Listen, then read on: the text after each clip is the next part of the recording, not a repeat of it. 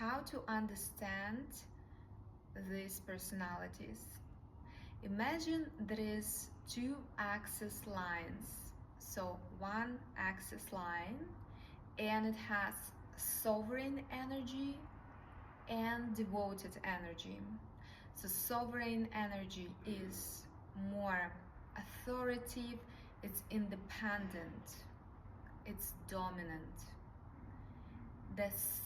The devoted energy, it is more following than leading. It's more submitting, so it's not the decision maker in couple. So sovereign energy vs devoted energy. Sovereign energy is authoritative, it is independent, it is leading. And devoted is opposite. It is attached, it is dependent, and it is following. Now imagine the other axis.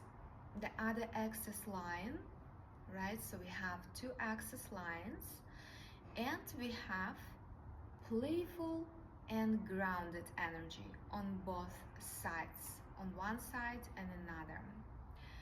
So playful energy, what is it like? It is creative, fluid, it is light, it is a big inner child, it is childish. And grounded is opposite. It is holding the grounds, it is mature or adult-like energy, and it is less creative.